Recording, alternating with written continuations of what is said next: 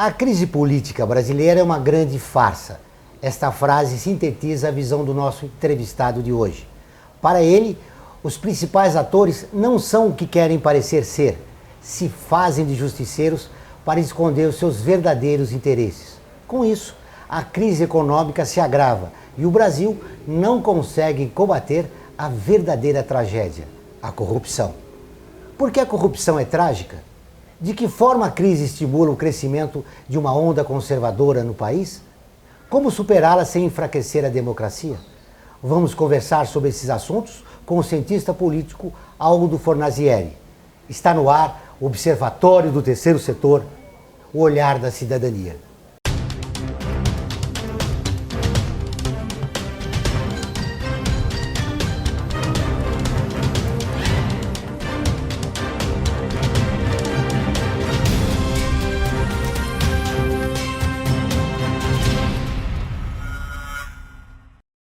Aldo Fornazieri é doutor em Ciência Política pela Universidade de São Paulo. Atualmente é professor da Fundação Escola Sociologia e Política de São Paulo. Tudo bem, professor? Muito obrigado pela entrevista. Professor, 2015 vai ser lembrado pelas futuras gerações como?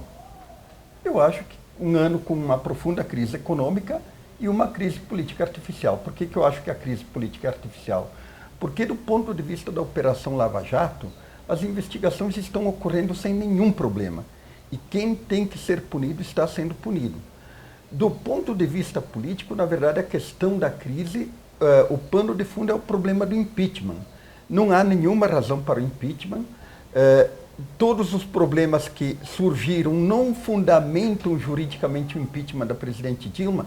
No entanto, o foco da crise é o impeachment. Se tirar o impeachment da sala, acaba a crise política e o sistema político terá condições para enfrentar de forma mais adequada a crise econômica. Então, o que nós temos?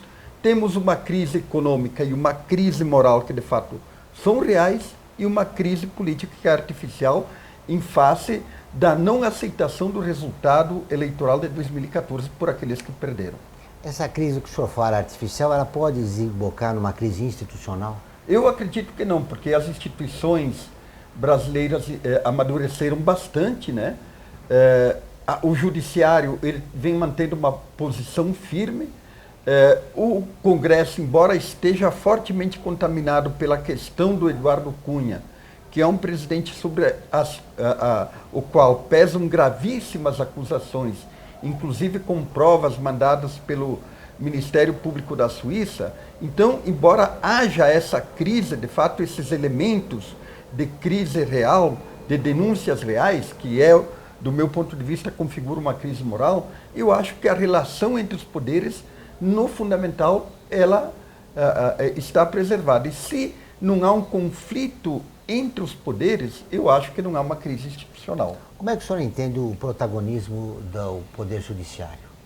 O Poder Judiciário, na verdade, ele está sendo empurrado para um protagonismo político maior, dado o vácuo que é deixado pelo Congresso. O Congresso não está tomando as medidas políticas cabíveis em termos de reforma política, em termos de equacionamento, digamos assim, dessa demanda, que é uma demanda histórica, que vem desde os anos 90, que é uma reforma política. Então, a cada eleição se cria um vácuo, e esse vácuo ele tem que ser suprido pela intervenção do Poder Judiciário. O Parlamento brasileiro está realizando uma reforma política sem consulta popular. Isso não pode desembocar numa crise? Veja o seguinte, quer dizer, prerrogativa constitucional que o Congresso realize a reforma política. No entanto, o que acontece? Não há um debate na sociedade. Nesse sentido, eu acho que não só o Congresso está se omitindo, mas a própria sociedade está se omitindo, porque eu acho que a sociedade, através das instituições da sociedade civil, através dos próprios partidos políticos, através das universidades, através das entidades de representação de classe, deveriam criar um caldo de cultura muito mais forte em torno da questão da reforma política. Hoje, por exemplo, qual que é a posição da sociedade em relação ao voto distrital ou ao voto proporcional? Em relação ao voto distrital ou ao voto proporcional com lista fechada ou lista aberta? a sociedade não se apossou do tema da reforma política. Ela percebe que a reforma política é importante, no entanto, ela não discute qual a reforma que ela pretende que se viabilize no país. Na medida em que não discute isso, a irresponsabilidade do Congresso aumenta, porque ela não sente a pressão social, o Congresso não sente a pressão social para que ele próprio faça a reforma política. E isso é, digamos assim, o espaço do vácuo político. Uma sociedade despolitizada e desmobilizada em torno de um grande tema e um Congresso omisso que, na medida em que ele se pressupõe beneficiário do status quo, ele não tem interesse em fazer essa reforma. Como é que o senhor explica a ausência de instituições como a Igreja, a OAB, que foram importantes na redemocratização do país e agora parece que estão silenciosas ou não participam do processo? Enfim, o que está acontecendo? Veja o seguinte, a OAB, por exemplo, ela tem uma proposta de reforma política. No entanto, ela não se mobiliza para que a sua proposta seja pautada no Congresso. As outras instituições, como os sindicatos, as centrais sindicais e outras instituições... A própria Igreja Católica. A própria Igreja Católica, tem igrejas protestantes também, que fazem parte desse cenário político contemporâneo. A rigor não há mobilização. E quando não há mobilização, veja o seguinte, o sistema político ele se autarquiza, ele se torna autônomo em relação à sociedade. E aí o que acontece? Ou ele toma as decisões que lhe são convenientes, e essas decisões normalmente instituem privilégios, ou ele se omite. Aparentemente, nesse momento, nós temos uma omissão do sistema político. Mas a sociedade precisa perceber que ela ou se mobiliza, ou esse sistema de omissão ele vai continuar. É um grande desafio para a democracia brasileira. Voltamos dentro de instantes. No próximo bloco, vamos continuar a entrevista com o cientista político Aldo Fornazielli. Até já.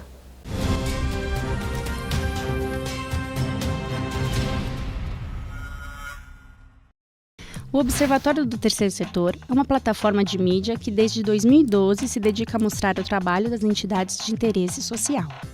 Durante esse tempo, mais de 1 milhão de pessoas acompanharam nossa atividade na divulgação de ações e campanhas das organizações sem fins lucrativos, mostrando as boas práticas nas áreas de saúde, educação, direitos humanos, meio ambiente e cultura, e o seu impacto na sociedade brasileira. Estamos presentes no rádio, às terças e quintas, às 14 horas, na rádio Trianon AM 740. Na TV, às quartas-feiras, à meia-noite, na NET Cidade, Canal 2. E na internet, com um portal e perfis no Facebook e no Instagram. Hoje, já contamos com um acervo de mais de 15 mil minutos de gravação, com cerca de 400 personagens que fazem a diferença no terceiro setor. E atingimos mais de 40 países. Observatório do Terceiro Setor, o olhar da cidadania.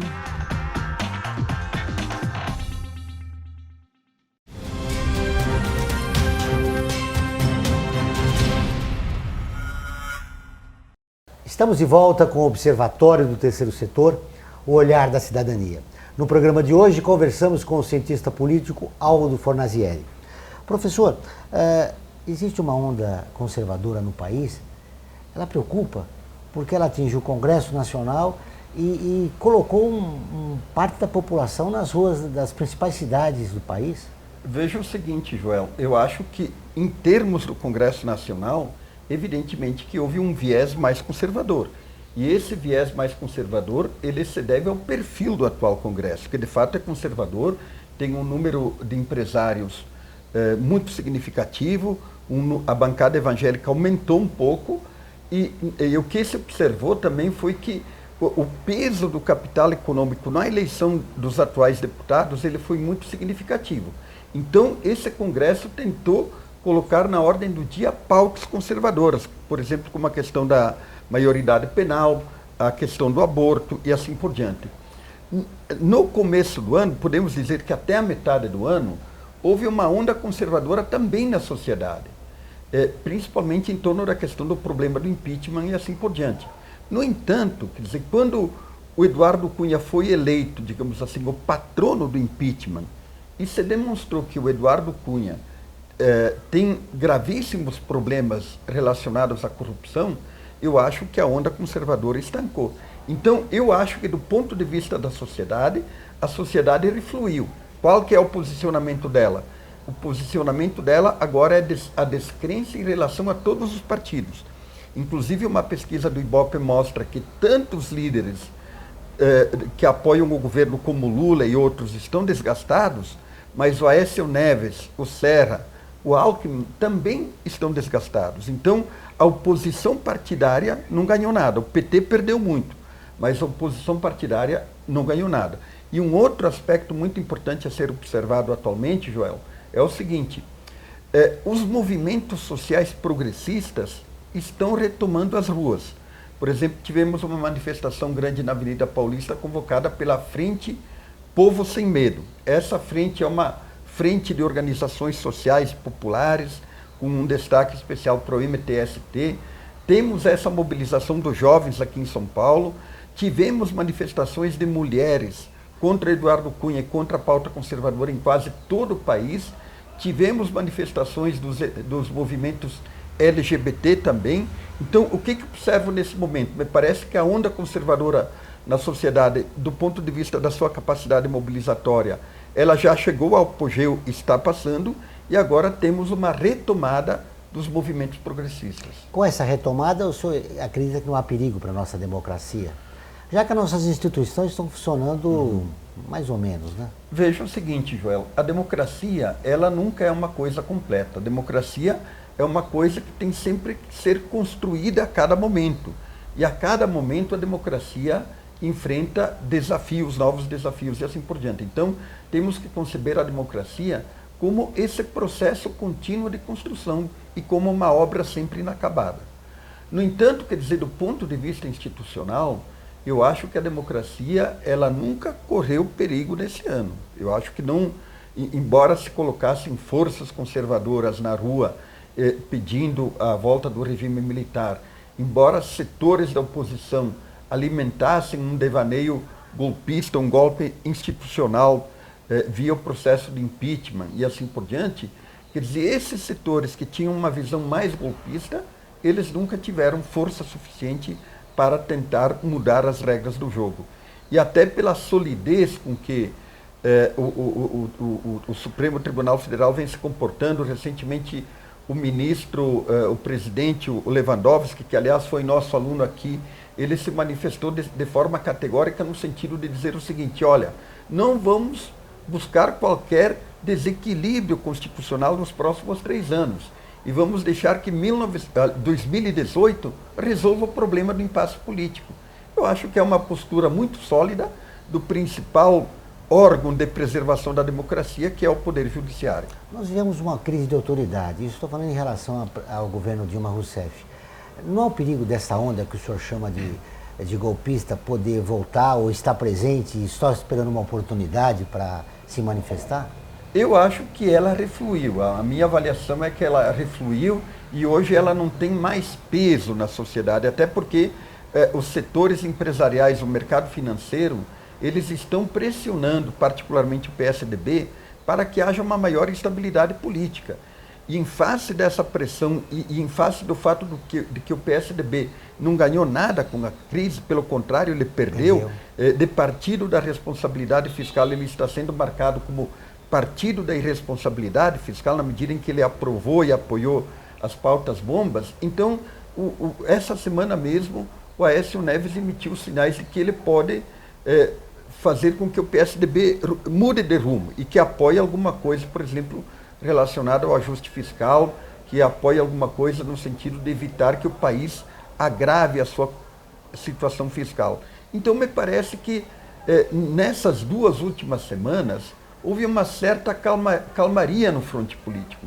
E essa calmaria, inclusive com algumas vitórias, mesmo que apertadas do governo no Congresso, elas fizeram refluir a crise política e a ideia do impeachment. Como é que o senhor vê os próximos 3 anos do governo Dilma Rousseff?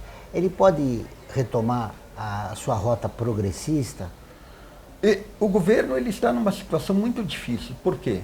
Porque, veja o seguinte, quer dizer, é preciso fazer o ajuste fiscal. Não adianta criticar o Levy, porque ele está fazendo o ajuste fiscal. O ajuste fiscal não é culpa do Levy, do Joaquim Levy, ministro da Fazenda.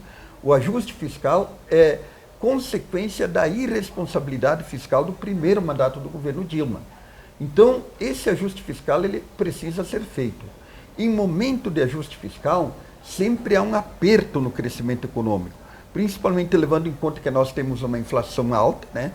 Temos o dólar muito alto e isso, de certa forma, favorece a inflação interna e também temos um movimento de desemprego crescente.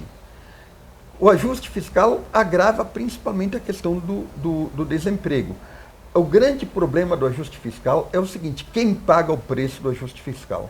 Infelizmente, são os trabalhadores. Agora, isso não é culpa só do Joaquim Levy, quer dizer, é culpa do próprio governo, que não coloca na ordem do dia propostas mais consequentes no sentido de fazer que a crise pese mais sobre os mais ricos, e também culpa do Congresso, porque ele não aprova medidas, por exemplo, de ajuste fiscal, de reforma fiscal, que reequacionem o sistema fiscal do país. Nós sabemos que o sistema fiscal do país ele é extremamente injusto, porque ele pesa mais sobre os mais pobres e alivia os mais ricos. São os pobres que pagam imposto. Aqui. Exatamente. Vamos agora a mais um intervalo e voltamos dentro de instantes.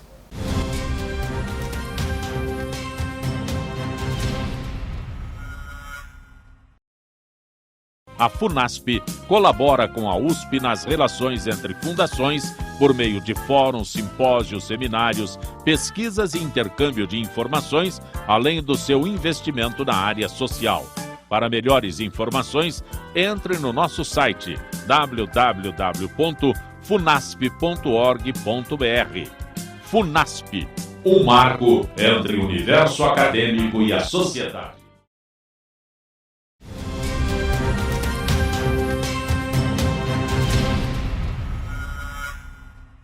Chegamos ao último bloco do Observatório do Terceiro Setor, o Olhar da Cidadania. Nosso entrevistado de hoje é o professor da Fundação Escola de Sociologia e Política de São Paulo, Aldo Fornazieri. Professor, no bloco anterior, o senhor falava que é necessário o ajuste fiscal. Os projetos sociais do governo, como Bolsa Família, correm perigo? Eu acho que não. Quer dizer, houve um comprometimento público da presidente Dilma Rousseff no sentido de preservar o Bolsa Família, e o próprio Joaquim Levy falou que o Bolsa Família não vai ser tocado. Até porque, quer dizer, o Bolsa Família ele é um item pequeno do orçamento. Apenas 25 bilhões por ano são gastos no Bolsa Família. Então, ele pesa pouco no orçamento do país. Então, eu acho que é um programa que não vai ser tocado. Agora, veja o seguinte, Joel. Quer dizer, qual a perspectiva de retomada do governo Dilma? Eu acho que ele vai passar o ano de 2015 e o ano de 2016 praticamente com certeza como 2 anos recessivos, e se houver algum tipo de retomada vai ser somente a partir de 2017. Então podemos projetar o seguinte, quer dizer, como o governo Dilma tenderá a chegar a 2018?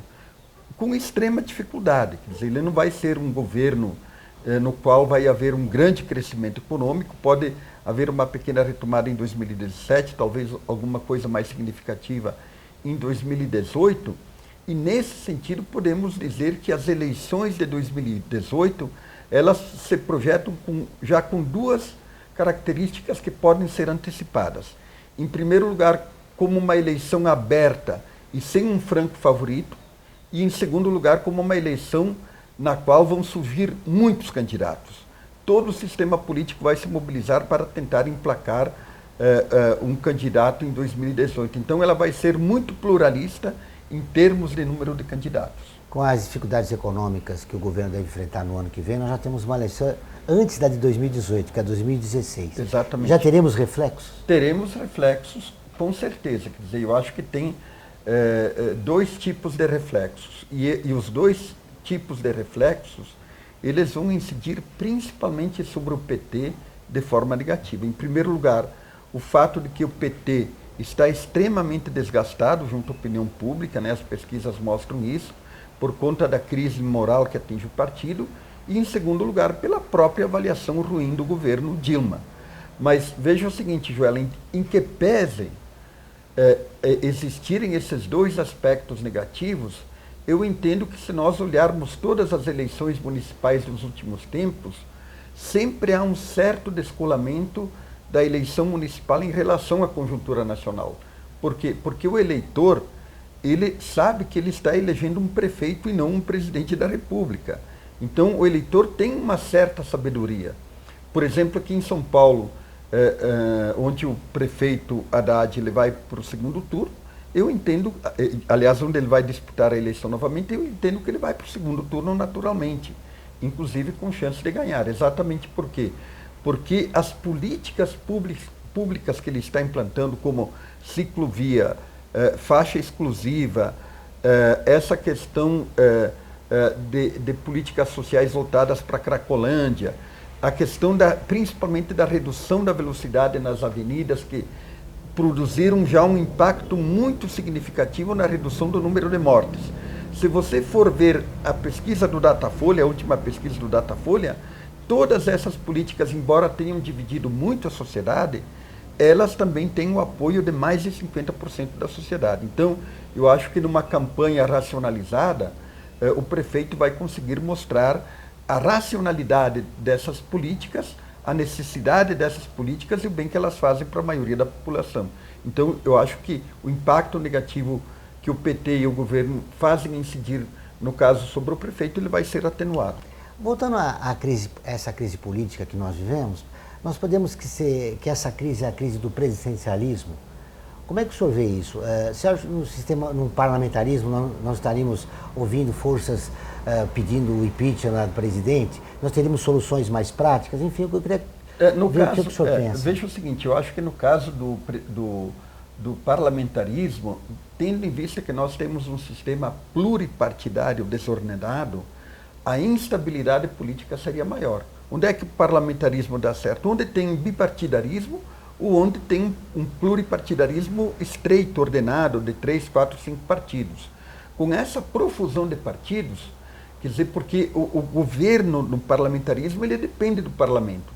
Com 28 partidos no parlamento, como nós temos hoje no legislativo, como é que você vai fazer uma equação para escolher um primeiro-ministro? Provavelmente, quer dizer, por qualquer questão política, diferença política, alguns partidos retirariam o apoio ao primeiro-ministro e a cada ano, a cada 2 anos, nós teríamos que trocar o governo. Então, a instabilidade política eu acho que seria muito maior. Agora, evidentemente que esse presidencialismo de coalizão que está aqui, ele também não é uma solução, ele se mostra frágil. Por quê?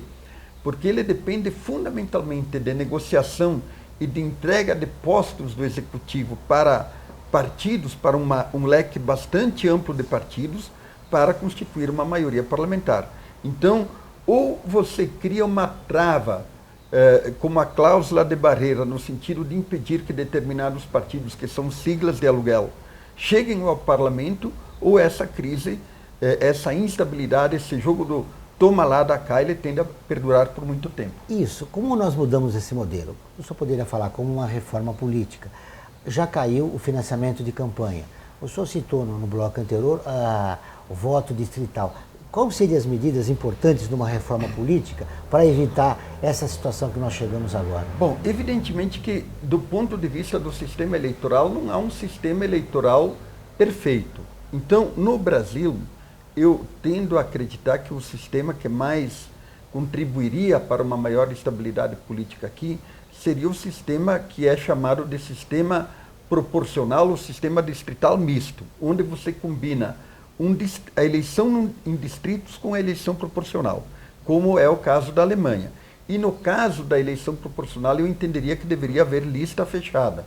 Quer dizer, o indivíduo, ele não vota mais no fulano de tal para deputado, mas ele vota no partido, na lista do partido. Isso em primeiro lugar. Em segundo lugar, implementar uma cláusula de barreira aí de 3% ou a 5%, no sentido seguinte, quer dizer, o partido que não alcançar esse percentual de votos nacionais não tem assento no Congresso Nacional. Então, isso produziria uma certa racionalização do parlamento, do legislativo. E com essa racionalização e redução do número de partidos com assento no legislativo, eu acho que o sistema político ele tenderia a uma melhor equação. O senhor está propondo aí uma mudança radical, que só poderia acontecer com uma constituinte exclusiva. O senhor acha que ela pode vir?